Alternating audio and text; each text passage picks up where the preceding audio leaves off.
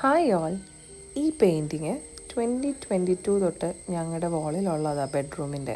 Actually റെഫറൻസിന് ഞാൻ ഈ പിക്ചറാണ് കൊടുത്തത്. ഇതിൽ അവളായിരുന്നു ഉദ്ദേശിച്ചത്, പക്ഷെ പുള്ളി വരച്ചു വന്നപ്പോൾ അവളൊന്നും ആയില്ല. പോരാത്തതിന് ആ അമ്മക്കിളിയുടെയും കുഞ്ഞിക്കിളിയുടെയും ഇടയിൽ ഒരുപാട് സ്പേസും ഉണ്ട്, ഒരു പൂ കാണാനില്ല. അങ്ങനെ കുറച്ചധികം പ്രശ്നങ്ങൾ. പോരാത്തതിന് അമ്മക്കിളി തീരെ അങ്ങ് മെലിഞ്ഞുപോയി. ഇപ്പം പെയിൻറ്റിങ് കണ്ട അമ്മക്കിളി പിണങ്ങിയിരിക്കുവാണെന്നേ വിചാരിക്കൂ. ഞാനും ഹസ്ബൻഡും കുഞ്ഞും അടങ്ങുന്ന ഒരു കുഞ്ഞു ഫാമിലിയിൽ തന്നെ ഒരു അകൽച്ച. അതെനിക്ക് സഹിച്ചില്ല. എന്നെ ഏറ്റവും കൂടുതൽ ചിന്തിപ്പിച്ചത് ആ സ്പേസാണ്. കണ്ടു കഴിഞ്ഞാൽ ഒരു രസമില്ല. ആ സ്പേസും മെലിഞ്ഞിരിക്കുന്ന അമ്മയും എനിക്കൊരു സമാധാനം ഉണ്ടായില്ല. അങ്ങനെ ഇരിക്കുമ്പോൾ ഞങ്ങൾക്കും കിട്ടിയ ഒരു gift from God's own hand.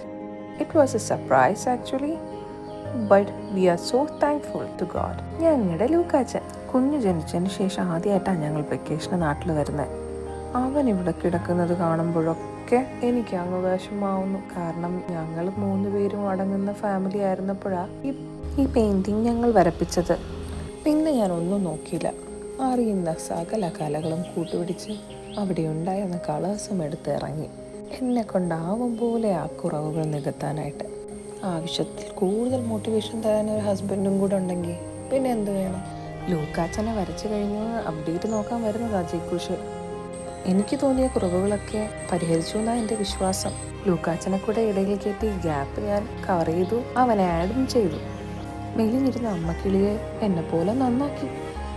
പിന്നെ അടഞ്ഞിരുന്ന ജയ്ക്കുഷിൻ്റെ കണ്ണൊന്ന് തുറന്നു. ഇപ്പോൾ എങ്ങനെയുണ്ടെന്ന് നിങ്ങൾ പറയുക.